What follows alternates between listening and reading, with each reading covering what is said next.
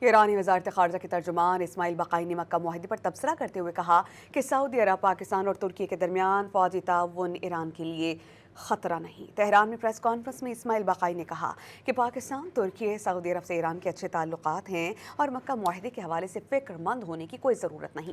انہوں نے مزید یہ بھی کہا کہ علاقائی ریاستوں کو اس بات کا احساس ہو گیا ہے کہ سلامتی کو کسی بروکر سے خریدا نہیں جا سکتا۔ علاقائی ممالک کو ادراک ہو گیا کہ اسرائیل خطے اور دنیا کے لیے سب سے بڑا خطرہ ہے۔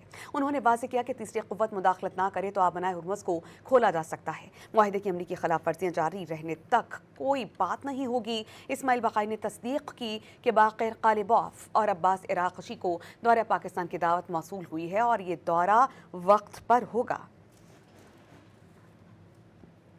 ایرانی وزارت خارجہ کے ترجمان اسماعیل بقائی نے مکہ معاہدے پر تبصرہ کرتے ہوئے کہا کہ سعودی عرب، پاکستان اور ترکی کے درمیان فوجی تعاون ایران کے لیے خطرہ نہیں۔ تہران میں پریس کانفرنس میں اسماعیل بقائی نے کہا کہ پاکستان، ترکی، سعودی عرب سے ایران کے اچھے تعلقات ہیں اور مکہ معاہدے کے حوالے سے فکر مند ہونے کی کوئی ضرورت نہیں۔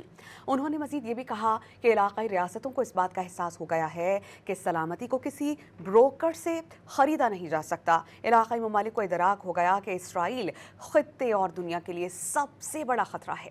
انہوں نے واضح کیا کہ تیسری قوت مداخلت نہ کرے تو آبنائے ہرمز کو کھولا جا سکتا ہے۔ معاہدے کی عملی کی خلاف ورزیاں جاری رہنے تک کوئی بات نہیں ہوگی۔ اسماعیل بقائی نے تصدیق کی کہ باقر قالیباف اور عباس عراقچی کو دورہ پاکستان کی دعوت موصول ہوئی ہے اور یہ دورہ وقت پر ہوگا۔